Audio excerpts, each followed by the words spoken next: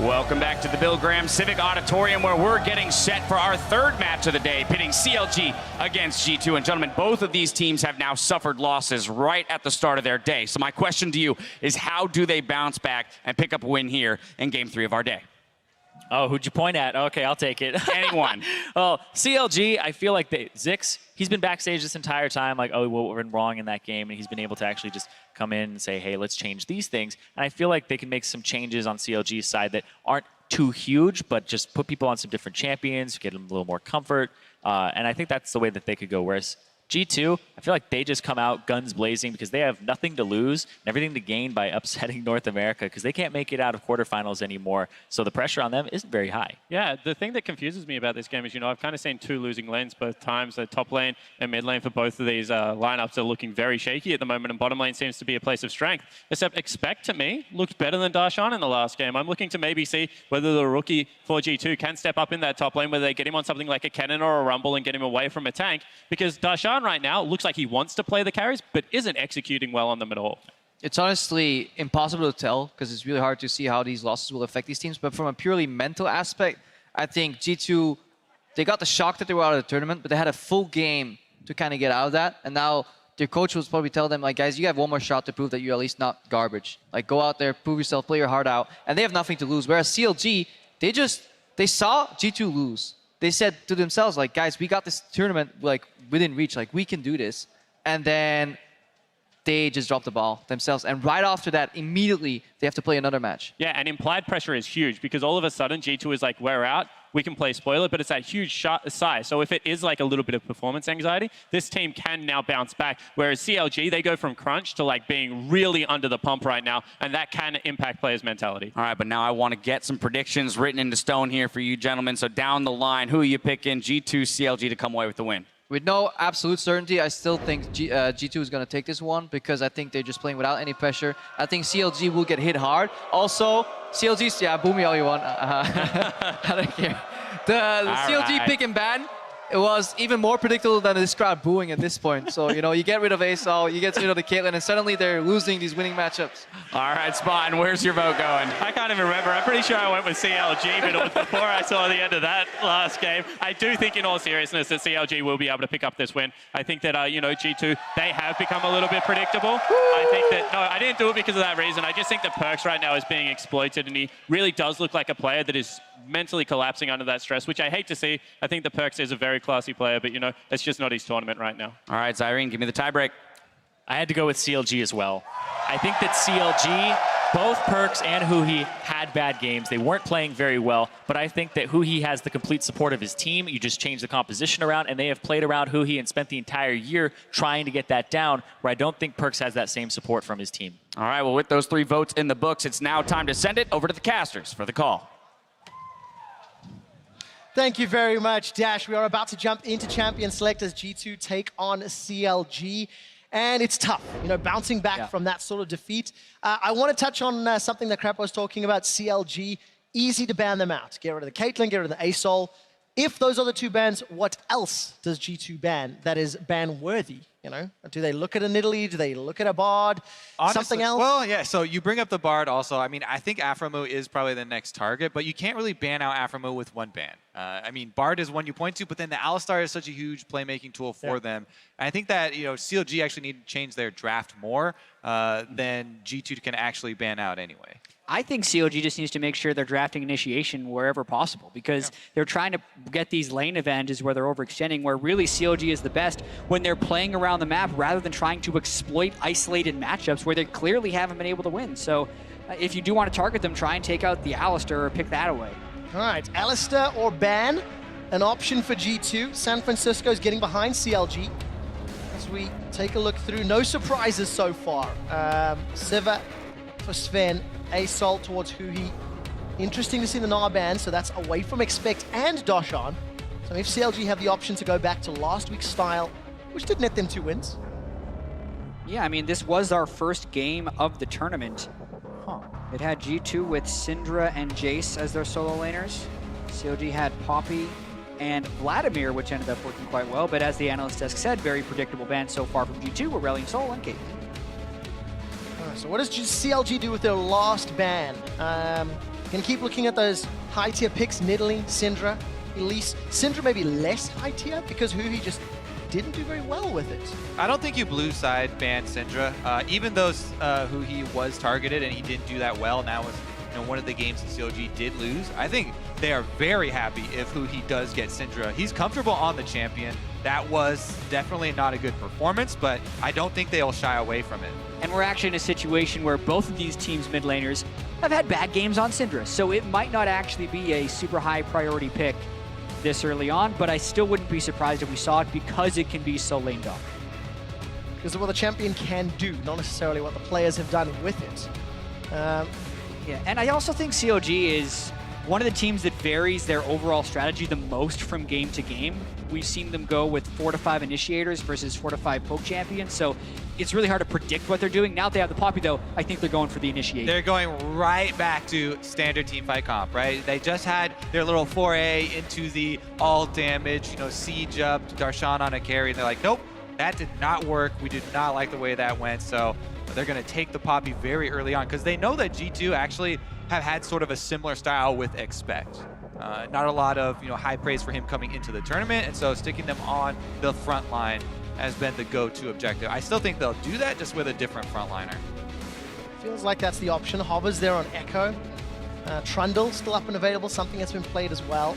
G2 right now, however, going to prioritize Trix Olaf, which was banned out against him earlier today, and that was the champion that almost got G2 a win against Rox Tigers last week. Yeah, with Nidalee banned, I'd argue at least between Xmithy and Trick that the Olaf's the best jungler on the board for both of them. They both had exceptional games on it.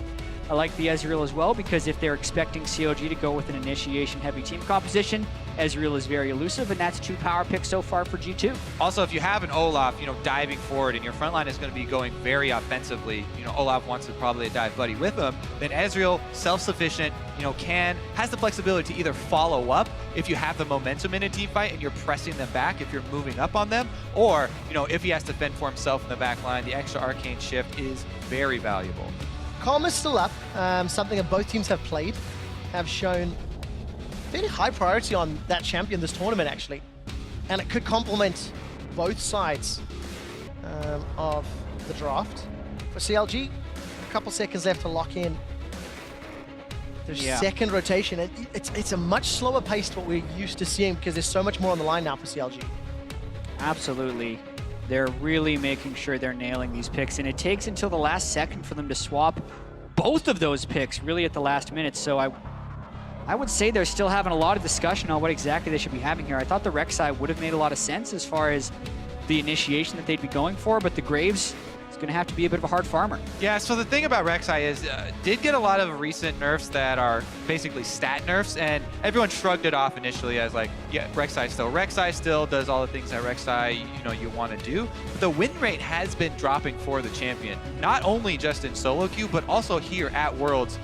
It's 1 in 5 currently, so they're not going to go with that champion and go back to the Graves, which does scale very well, right? This is a jungler. You're going to take the red smite. You can fight off a lot of divers. So we'll see how Smithy does, because that does, reduce your early game kind of on Graves to farming and counter jungling and counter ganking. You're not really one to go to a lane and create a lot of action for yourself. Maybe if your laners have their own CC, say, a Poppy is facing something without a flash, then there's a possibility, but not really going to create his own picks. Not this time around. Luckily for that Gen, some long-range engage and some root on the side of CLG can help them out. Solo lane is locked in for G2. Going to leave support to last pick, something that we actually saw fairly frequently at the end of the summer split in Europe. And when you've got a player like Mithy, that could make or break your team comp. I agree with that, but I also say it's interesting how Syndra has fallen so far in the draft phase for these two teams. They do not seem to have a high level of trust in their ability to carry through the mid lane, so I would not be surprised if Huhi just picks Vladimir against it like we saw in the first game these teams played. I think that's definitely the direction that they're going towards. I mean, they have the 280 carries for that attack damage threat with their jungle and their bottom lane, and then Darshan's ready to be the playmaker for the guys on the front line. But again, I am very surprised, just like you, that she has gone through. The pick before that who he used was the Vladimir, not really as a counter or anything, but just to make it through the lane phase, because Vladimir loves building into that Spirit Visage very early on. So you build your magic resistance early, you sustain through the lane. It's not really about taking control away from Perks. And the Vladimir is locked in along with the Braum, so we've got CLG's full composition. Fairly good front line with Poppy, Graves, and Braum. Lots of follow-up, lots of scaling. There's options here for CLG, and it's the flavor of week 1 for the team.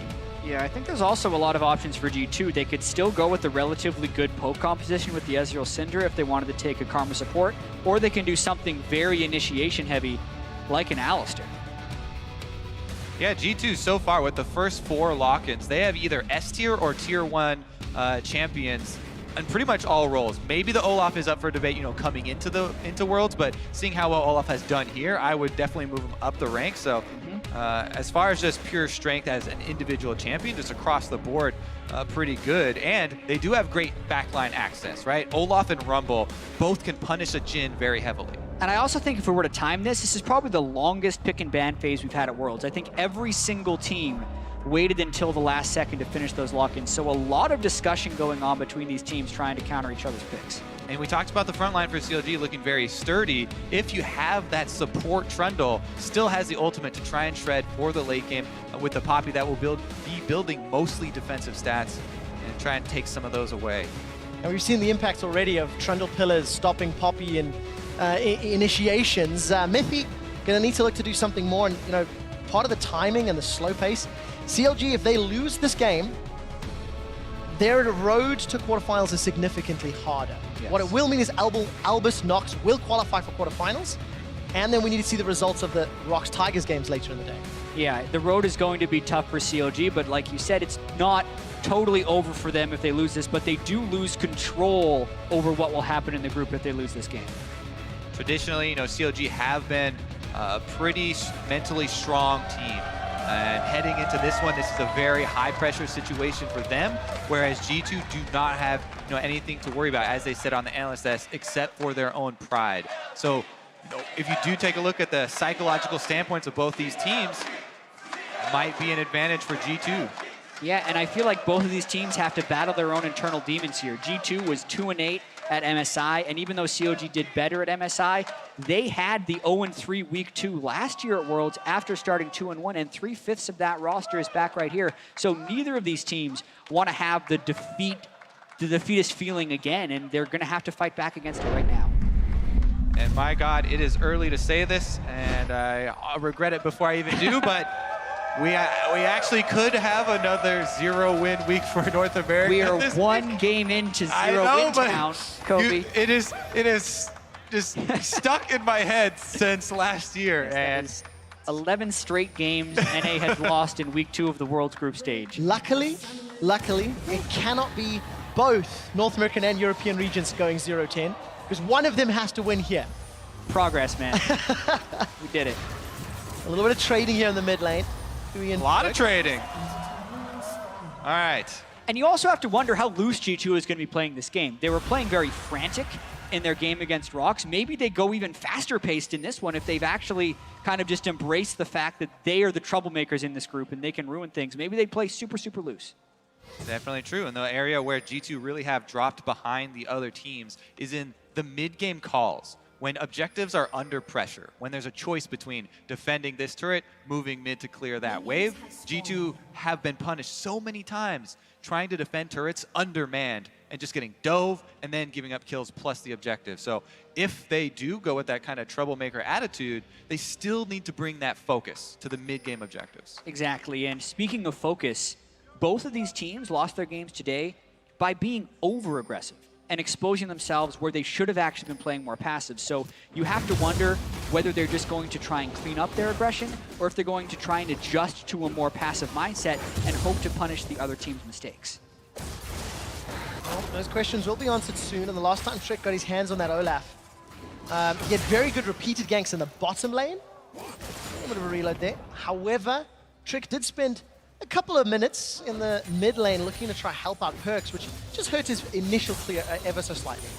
Loses the gold on 2 of the melees there because they didn't quite get the Krug before reload, but did get the experience, and experience is what they're going for here.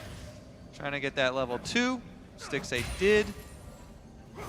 Yeah, so did Sven. Both these guys started camp, so they got level 2 very early on in the lane, but Trundle does need to be able to get a shove if he wants to have a strong laning phase, and currently they have it. Pushing forward, good pillar of ice as Styx is reloading. Safe time to engage. Perks, fairly aggressive to clear out those Raptors. Did he get all 3? I think he did. Yeah, Back away. it's Thank actually you, a observers. huge takeaway. Steal the camp away. And over on Riot Games 2, Xmithy versus Trick, jungle focus stream, C for Stress and Nori. You guys go check that one out. If you are a jungle main or if you want to learn how to deal with junglers. Props to Perks there, though, denying the Raptors and also getting vision on Xmithy allows Trick a lot of freedom. He can safely jungle at low health, speed through, take the Scuttle Crab, and now COD's getting pretty low. Maybe Trick goes for some. Very good exchange there from G2 in the minion wave. The cannon minion also adding a lot of damage. Wow. And Sven so landing much Mystic shots. Flash and heal available for Stixay. Undertow is going to get flashed away from Exhaust, comes out. Trick gets rooted, but successful gank in the bottom lane. Hugely successful momentum down here for G2 as they will now also attempt to punish under the turret, throwing more Mystic shots out as they try and CS.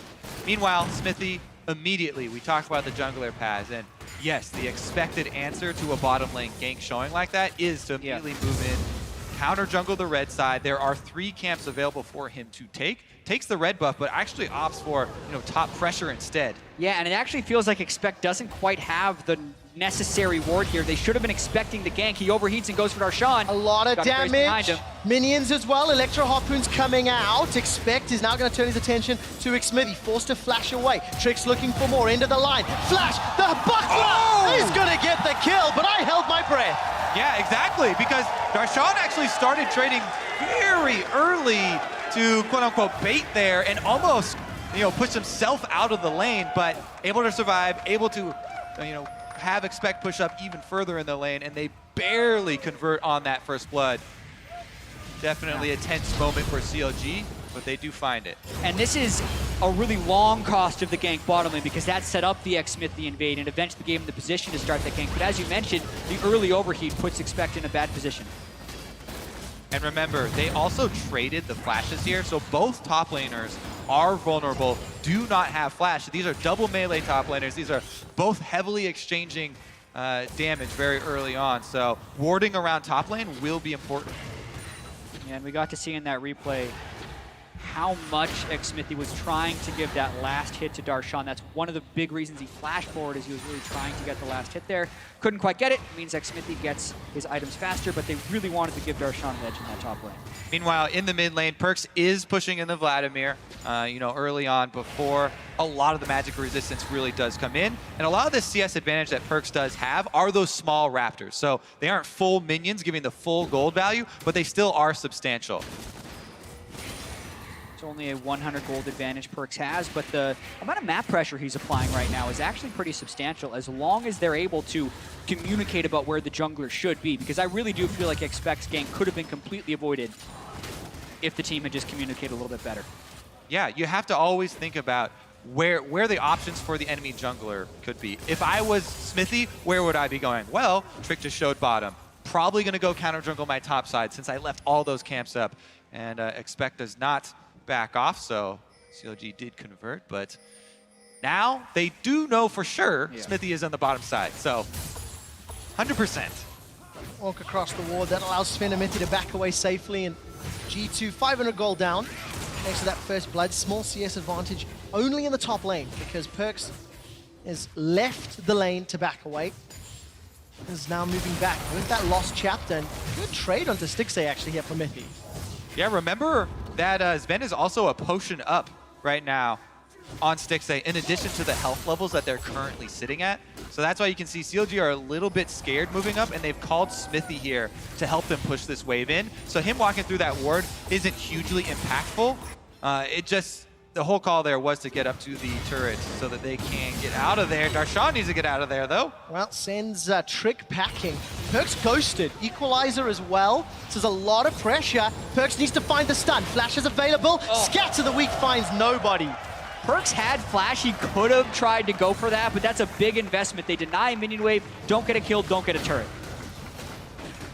Instead, they will get a blue buff and at least some pressure on the top half of the map. Look at the mini-map, though. Perks and Trick, they've now got to get away. Teleport from Darshan in the top tower. Xmithy's not away. Ooh, he's flashed forward. Hemoplague's down. Trick is running for his life. Ragnarocking away. Perks will go down. Sends out the balls, but Xmithy survives. And that is so similar to the way the Vladimir Syndra matchup played the first time these guys met. He immediately gets a Spectre's Clow and then just jumps on top of Perks. Once you get on top of Syndra, you really eliminate her strengths right there. COG punished the over-aggressive dive from G2. Smithy gets the blue buff as well here. You can see timing the smite right after Perks throws it down. Boom. Why throw it back at him? Maybe because he's trying to get harassed, Well, but that's just a distraction for who he was coming in. There was no way they were going to get that blue since Trick didn't have his own smite. So not much to do with it. I think it was trying to get the slow there since there's not really any way they can actually get the blue. But man, Huhi does not hesitate, moves in, able to get the kill with Vladimir as well. And that's going to catapult him to a Spirit's Visage, which is that important breakpoint we talk about for the mid lane. The mid lane Vladimir becomes this immobile, healing juggernaut. You can't push him out of the mid lane. Constant heals coming in from the queue. That's exactly what CLG are going to be looking for. 1,000 gold up before 10 minutes. Trick just shows his face in the mid lane. He was able to sidestep Scatter the Weak, I think that was. And continues to control the tempo. G2, they're now playing from behind. And Mithy and Sven are separated here, actually. Afro is going to be zoning Mithy away. Yeah, so we've always had this, teleport actually coming in, they're going. Equalizer's available, very good blocking of the vision. Expect Force to run away. Deadly Flourish roots Mithy down. It ends up being a little bit of a fumble, slightly awkward attempt, and a wasted teleport. Yeah, and the hard initiation isn't necessarily there, but you have to wonder if they continue and can get the turret. Darshan cannot match, so they may end up getting first turret blood just for TPing. Big difference here, though, is that COG are backing off. They're not going to drop the extra kills. So it wasn't a fully wasted TP. Oh, actually, they're dealing. They don't want to give up the turret. Looking for the roots. Sven's going to be able to sidestep. No damage has been dealt. Curtain Call fires. 1, 2. Third connects as well, and the fourth shot. Well, there. Oh! Not yet! Mithy survives. The Deadly Flourish. It might have enough range. 6A's looking for it. I don't think he can.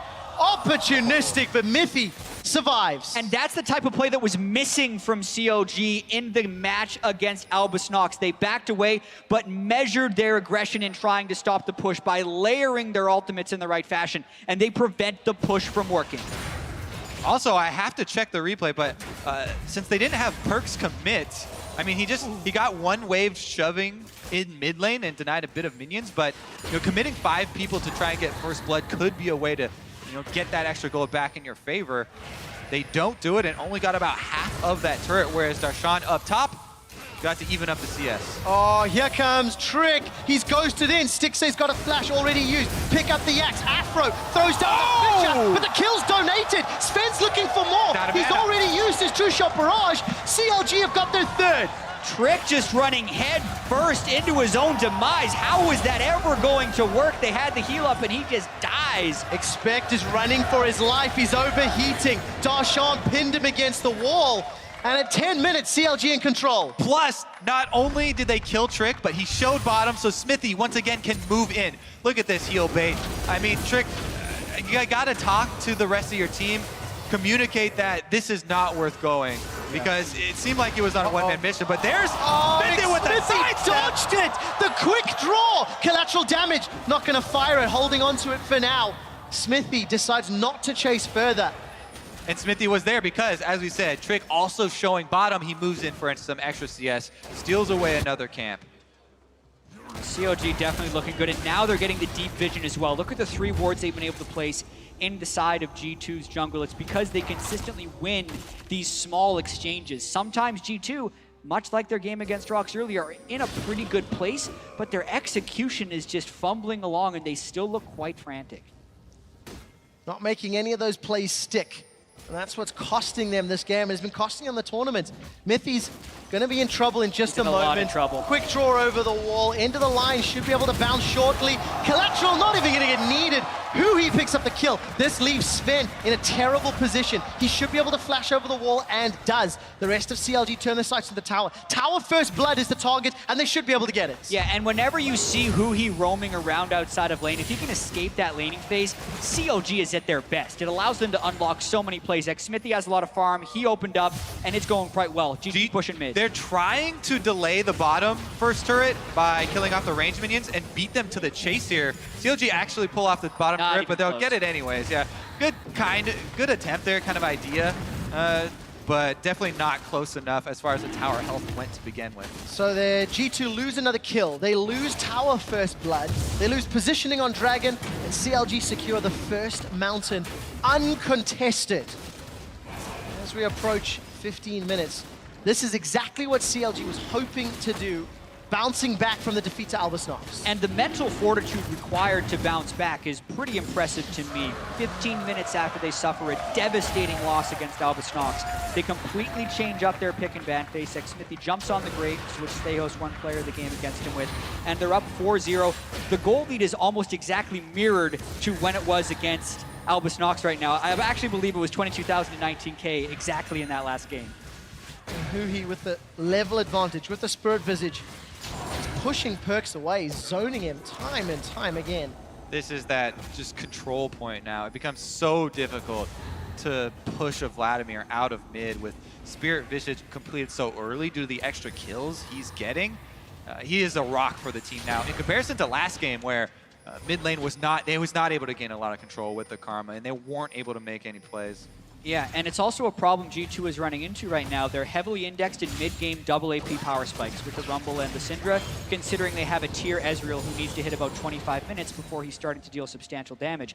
So they have the double Spirit Visage on the two tanks, making it nigh impossible for G2 to actually win a standard team fight right now, and it's going to allow CLG to extend this lead. It's the reverse of what CLG just ran into when all they had was physical damage early on in the game and the enemy team stacked armor.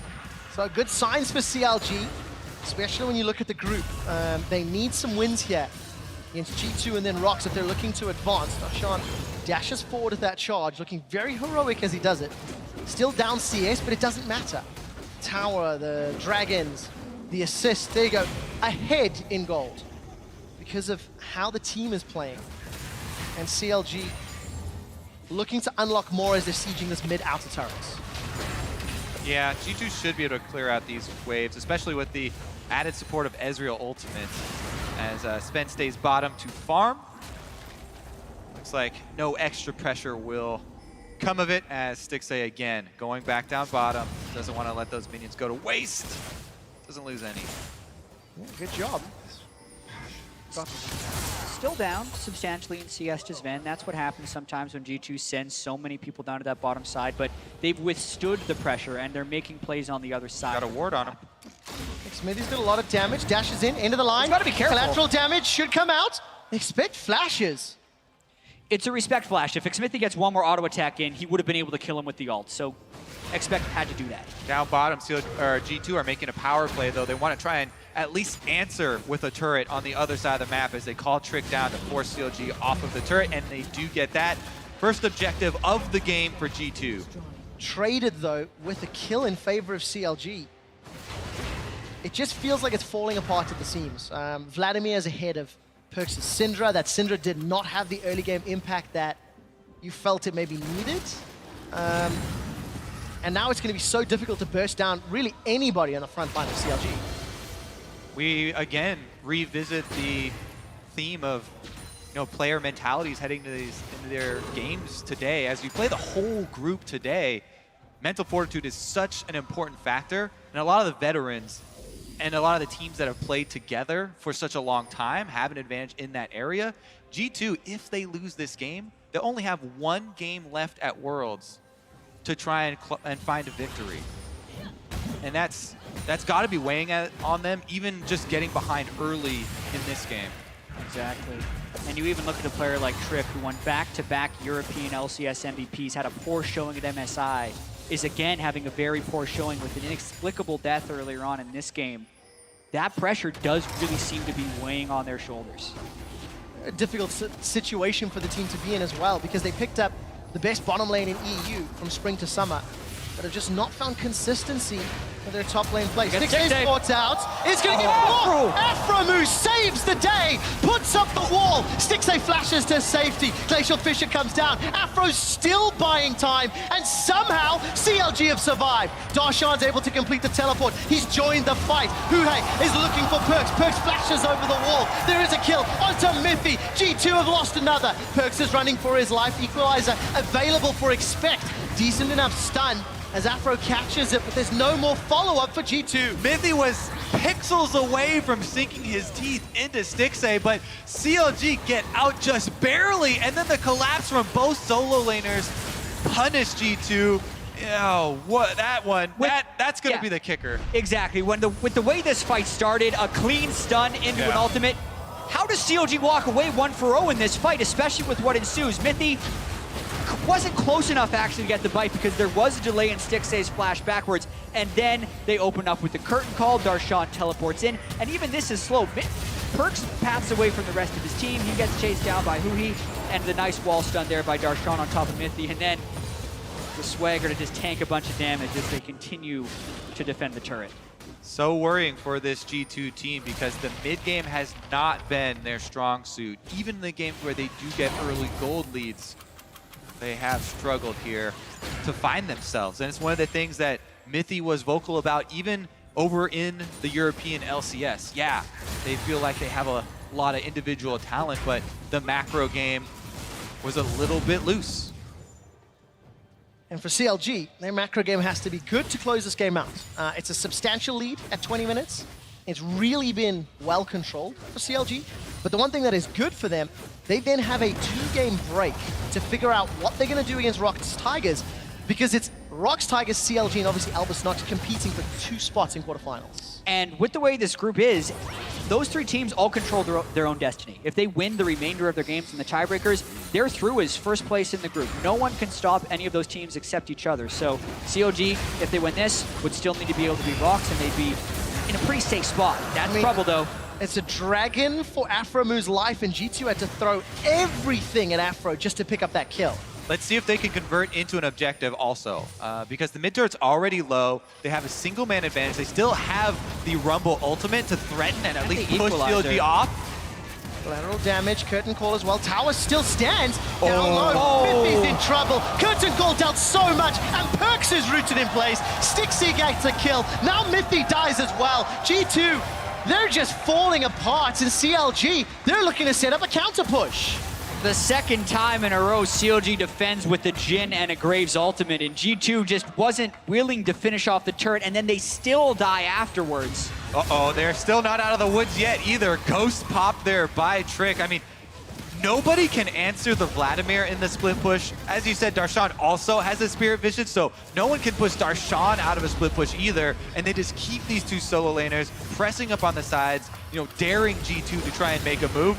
As soon as G2 even make one step across the half-court line, immediate collapse from CLG, they punish them. Yeah, Huhi was ghosting all the way from River. Darshan was able to find a flank, and G2 is just getting competitively punished. Watch this one more time. Both of the solo laners on CLG just run in from the River. They're slowed enough by the Jhin ultimate. Huhi and Darshan both get onto Perkz, and the Rumble ultimate completely whiffs, doesn't stop the initiation from CLG. Just a bunch of misses there from G2. Again, 2 games today at G2 have just been off the mark when it comes to controlling the champions, when it comes to controlling the pace of the fight. But for CLG, it's been great reactive play. They've punished G2 every time G2 have made a play, and now with the lead that CLG have built up, it's up to them when they start to siege, up to them when they start to push into G2's territory. Yeah, second major item completed by all 4 major damage dealers by CLG, whereas G2 is sitting on just Sven, who has a Trinity Force completed. So a really big power spike here for CLG, where they should look to get more deep vision and start taking some pressure on the interior turrets. Exactly. Again, fan out into your 1-3-1. They have very strong sidelines, but G2 make a move mid. Perkz actually ghosted for it. For that one. Found a stun into Afro and then decided not to. CLG, they just need to keep their calm because, as we said, no one can answer either of those split pushers. Darshan can hold bottom while Huhi gets some work done on the top side. and they are slowly gaining advantages. Sven moves up though, trying to defend. Well, Darshan's going to go toe-to-toe with Expect. Gonna hop in a little bit wide. Darshan's going to start to overheat soon. Another pin against the wall. Darshan's looking for more. There's flashes available for both. Not going to get rooted, and Stixay is donated a kill. And yes, Darshan made some good plays there, but Expect is not playing at the top of his game. He allowed Darshan to walk up and get a wall stun from nothing there. Absolutely did. Smithy failed flashes, finds the wall. Mithy's looking to run it down. Two-shot barrage, gets the kill, but Darshan finds Perks, pins him against the wall with the heroic charge. Sven can't run away. He's got red buff trying to do some damage, but it's now, no or never. He pulls up, Sanguine's away. Trick is the target, should get rooted by the Braum passive. Stixay gets the damage onto Sven. Deadly Flourish, not going to get used just yet, and Curtain Call has already fired. Mithy is running for his life, but He can troll around though, waste some time. See, oh, he's actually not even going to run for it. Sneak through it. he missed the cheeky attempt, gets rooted in place. He did it! Pillar of Ice, and Mithy survives. Mithy with the okie doker, waiting in the dry bush to expect him to run for his life, but oh my goodness, ducking through. All right, so this was also pretty impressive to me that Mithy flashes over the wall and leaves Smithy to die to the ultimate from Sven. But why'd he flash over the wall? There was no one over there. He needed to be able to stay in the plan right there. Master plan. That's how he's going to make his escape. I think that was just a really messy fight overall. Smithy failed flashed after getting caught early. CLG still able to make it an even fight afterwards. The, what'd you call it? Escape back by Mithy at the very end. The okey-doke. There we go. And in the messy fights, the richest man always wins, right? The extra gold that you bring to a messy fight is going to give you the edge. I like that line, Kobe. And this game is defined by 5 richer men for Counter Logic Gaming. It also is a little disheartening when the best play that G2 have made in 25 minutes is Mithy running away from a fight. Unfortunately, just not there, and let's see if we can do it again. Subjugator's up. No, gonna walk across the trap. Dodges 2. Oakley Dokely. He's done it again. 2-0. Right, Mithy. Always remember the day. You almost caught Mithy. And again, it happens. Spin this time around. Be bad for CLG. CLG. Afromu survives, doesn't die to the undertow. Trick, however, is running for his life. He's been able to turn it around. Expect completes the teleport, holds on to his equalizer. And it doesn't matter because G2 once again lose the fight in the objective. Well, they eventually caught Mithy. That's the 4th death for him right here. 11 kills to 2. CLG in very strong control here, trying to stay alive in the group stage. Now they're just diving. Yeah, they really are. Abort! Ghosts in with the Sanguine pool. Equalizer used from Expect just to try and cut the wave in half. So at least G2 hold on to the inhibitor turret. Yeah, I mean, there are a couple small things that G2 can hold on to, but it's going to be very difficult for them to hold on to their base. This is a very big lead for CLG. They have complete control of the map, with Infernal Drake also spawning on the map. That's going to further enable their snowball. And G2... Yeah, watching this fight one more time. Mithy pretty low. Darshan knocks him up, but then Sven can't get over the wall. Stixay can with his flash, gets the 4th critical shot on him. He also falls in the back, but he's gonna sneak the Drake. They do sneak Infernal, which is worth a decent amount of this stage in the game, and they're even able to escape with their lives. So Definitely. cheeky play indeed. And Perks should get hold of his blue buff as well. Kind of curious how CLG had the 4 back timings for allow that to happen, but it's still very heady play by G2, and now Huhi forced to pull away. There is a Proto Belt still available for Huhi if he needs it. Transfusion coming out, Chemoplate's available. Pillar of Ice is going to slow down G2's advance, CLG's retreat. It's the correct way that will work. And G2, they don't get anything more. Yeah, and I think, again, you know, G2, they don't have much vision to work with, but winning that fight, they can try and get a little bit back, because they just want to delay this game. That stealing away that Infernal Drake actually does a huge amount to try and help them delay. And now it's about trying to get those small pieces of vision anywhere that you can get, and hope that you can play the next 10 minutes of the game out without giving up a whole bunch more to CLG. Because it's going to be very difficult as CLG have such a big lead. Yeah, but CLG are playing very fast and loose now. The first 20 minutes of the game looked very different to the last 7. And CLG multiple times have been fairly scattered, fairly sporadic around the map. And while G2 haven't been able to capitalize, they're not being shut down like super heavy or super clean, like we've seen some other teams do. Yeah, but I will say CLG also know how to pull the trigger with the gold lead. They're also very good at playing an even gold game. So when they have a 7,000 gold lead, I think they take a lot of liberties with the types of plays they're willing to attempt. So I don't think this will stretch out very long. I think CLG will either set up Darshan in the bottom lane and then start getting some deep vision towards the Baron pit and just force G2 into a decision where they've made a lot of poor decisions so far here at Worlds. One of the reasons a lot of the AD carries have spoken out in favor of the Jhin pick is as you get towards this late stage where, yes, you do have this big lead, having the long-range pick potential of your AD carry, you know, having snares and having the ultimate to slow people down, enables you to bait Baron very, very well. Because you have your AD carry there for DPS on the Baron, plus the ability to snare if G2 are trying to venture through their red quadrant of the jungle and come. Whew. Well, dash over the wall. Smithy knew he was fine. He was safe. No teleport for Expect for a few seconds longer. He's down in the bottom lane, going toe-to-toe with Darshan. He up top, run into a little bit of trouble. Still got protopels, flash. He's got everything. That was tiny bit of. He's got a Guardian Angel as well, so. Yep. Or Darshan, excuse me. Darshan does. And G2 contesting vision, but coming away worse for wear. This time around, Trick, Deadman's plates. Gonna get him into combat range a little quicker, but it's just a vision game. CLG playing the numbers, playing the time, and then gonna set up for the big Baron Nasher. Definitely seems like the plan. Maybe they can try and get a pick while G2 is clearing vision in the jungle. Here's what Xmithy is trying to wait to do. Sneak around a little bit. Can't quite do it. Not pulling the trigger though. Slow and steady here for CLG. Good axe there to check through the middle of the brush rather than just in the front. Smithy is taking some poke here, you know, running front line for the Vision Wars. CLG actually, is this too slow? Because like it feels like CLG are giving a lot of respect to G2 despite a very large lead.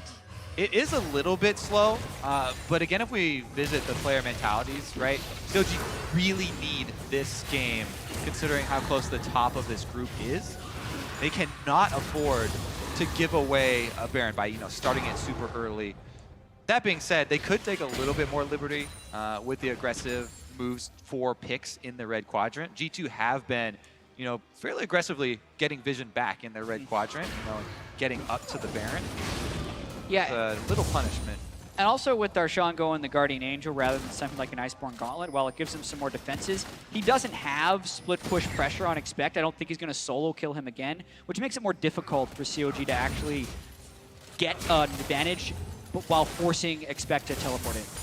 Definitely. An Iceborne Gauntlet or something adding a little bit more kill threat might be something, you know, more turn the tides of the split push. Trying to poke. Yeah. Trying to get some damage done so they can brute force this mid turret. And Sven actually gets caught out, has to Forced flash. the flash away, almost got rooted by the flourish. Taking a look at some of the other summer spells, nothing else invested here from G2, but CLG, they pull the trigger. It starts with 4 trigger pulls on the curtain call.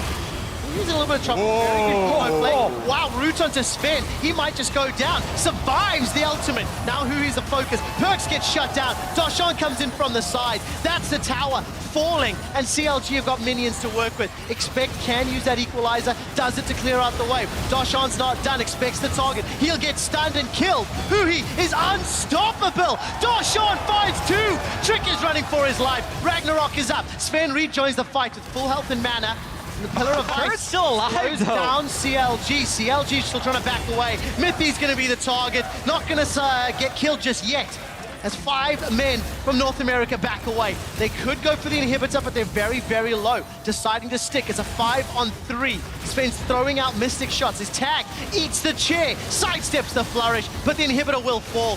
Huhi uses the pool to escape, and CLG make it look relatively easy. Uhi literally 1v5 flashes into the enemy team. They rush down the turret and push inside the base. There's your decisiveness. They decided that the Baron bait is a little bit too tricky, too risky. Yeah. They decide to go for the tower dive instead, and they're still sticking around. Well, the Baron could have been started. They're just going to continue to go in. This could be the game-winning play. Mithy's going to die on the side. Dashan's running him down. Stixace goes unstoppable as well. That's a kill. Huhi trades his life, though. It's not done yet. Expect's looking on the back line. Stixace should be able Great to pick this flash. up. Overheat. Expect doesn't have the damage. It's a messy fight once again. Perks is looking for more. He's found Afro move. Stixace low. Dashan slams Perks into the wall. And G2 lose 4. Darshan gets the kill at the end as well, and that will be a CLG Baron on top of it.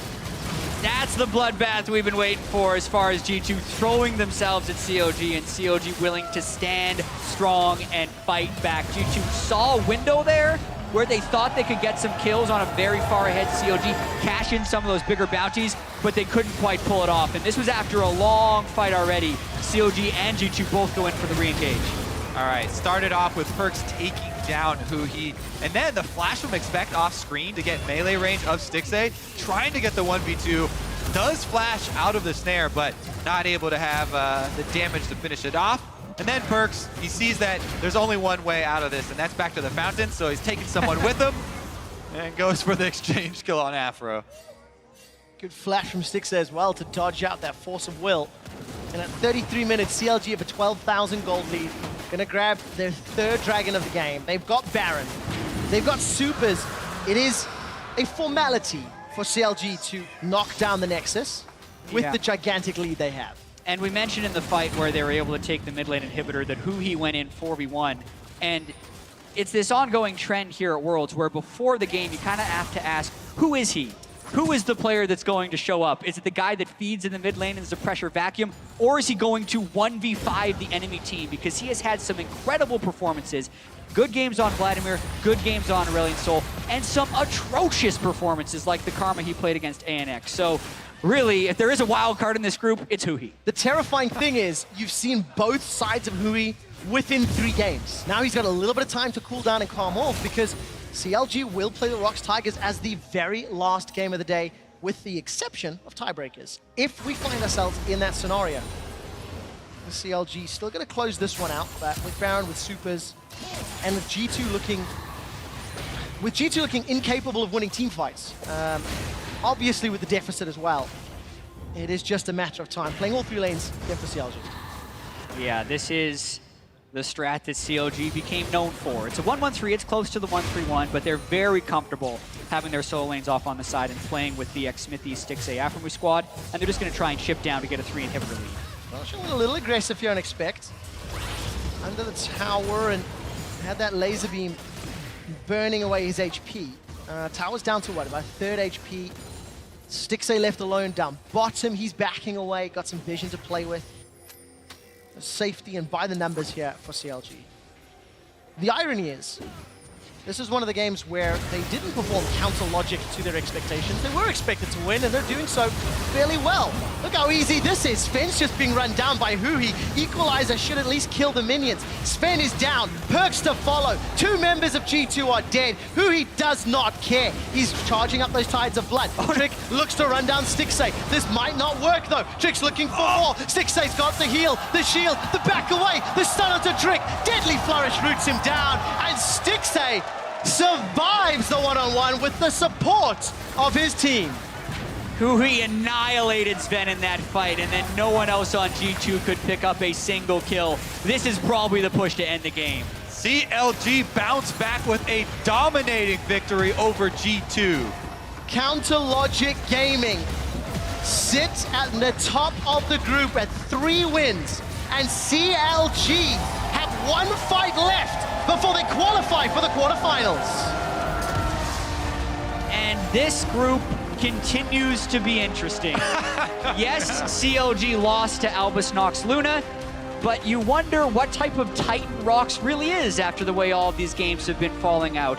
G2 had a bigger lead against Rox than they did against any other team in the group, and I still think there is so much to be decided. CLG proved that you can never fully count them out until they are officially mathematically eliminated, and they have 1 game left in standard play against Rox, which will happen later today. And Kobe, it didn't happen 2 years in a row. North America in week 2. G2. He's not done yet. Honestly, Because the hardest road is still ahead. honestly, yeah, there are still a ton of question marks in this group. And even within this team, you mentioned Hugi. Yes, he is a very obvious one, but also Darshan. Darshan looked very good on Poppy in this game. And, you know, how high does COG prioritize these top lane and team fighting tanks for him now after seeing the way that the other games have gone for them with the other strategies they're trying to pull out? You know, do COG focus in on just this strategy now? Or do they still have... I mean, it's the only thing that's got them wins. Yeah, here's the thing. What's happening now is COG is getting Aurelion Sol and Caitlyn banned away from them right away. So if they want to go with a strategy like this, maybe, right? That's the second one, because do you think Darshan is more valuable on Poppy or Gnar, or Sol and Vlad? And at this point, we're into like pretty small champion pools. Are they way bigger? We can't really know. I'm really looking forward to that Rox We game. can't know. We'll find out what Rox decide to prioritize to find out more what the analyst desk has to say about how CLG picked up the win. Thank you very much, Quick Shot. Kobe can breathe easy as North America has picked up their first win here in week 2. And gentlemen, let's talk about the adjustments that CLG made coming into this game, particularly in Champion Select. Yeah, they basically went back to what was working for them in week 1. Darshan on a tank, large margin for small margin for air, so he can make a lot of mistakes on it. It's totally fine. And in the mid lane, he had a champion that actually counterpicked the mid lane, because G2, they like to counterpick support a lot of the times. They really care about that bottom lane getting ahead, so they picked the Syndra, and it's exactly the same matchup in the mid lane that they lost week 1, day 1. And, you know, I hate to go back to it, but when you have a look at how easy it is for this team composition to turret dive, to really tank up the front of the fights, especially when you're against something like an Ezreal that's going to take time to ramp up, I really do think that right now that's a very good draft out of Counter Logic Gaming, but we've seen it so many times. I mean, if I'm going to hate on Hui for his performance in one game, we have to praise it right here, because the Syndra versus Vladimir matchup is actually still won very heavily by Syndra in the early game. It's only at Spirit Visage where it kind of breaks over into the Vladimir, and way before that, Hui was already impacting the game, especially roaming up, you know, joining those exchanges later on. All right, and let's talk about that early game, because it was G2 that made the first move, Yeah. and CLG picks up first blood. It's a cool example of how you can extrapolate information. Olaf shows bot gank really early, no red buff. XBC's like, that sounds fishy. Let me check if that red's still up. Gets it, then goes top, and then it also shows the complete collapse of G2, because they saw that they revealed the information. They know their topside jungle's up. They haven't seen Graves in a while, and Rumble's pushing forward with improper ward placement. Yeah, so when you have a look at this, Expect has actually hit the turret. The wave should bounce back in his favor, and he rewards River. This is one of the biggest mistakes a top laner can make. That should be in the tri-ward. As he's walking back, he would have been able to spot out the jungler. He probably would have lived in that gank. So, you know, that's just a little thing where communication obviously is not getting through to the top lane of G2 right now. Yeah, especially if you look at that ward placement, if he gets it in the brush. If Graves comes from River, you'll take some damage with your flash, and you can read kind of the Poppy's lane behavior changing if he suddenly goes aggressive. Having the Graves come up from behind, that's the real fault right there. Yeah, and then at that point, Darshan can actually freeze the wave for a bit, and then that becomes a really big problem in the first place. So the fact that he didn't just fast push it as soon as he saw the gank happen bottom and then just run away and have that ward placed is what really got him behind. And not only was that a smart play, but it also just completely changed the mentality of both these teams.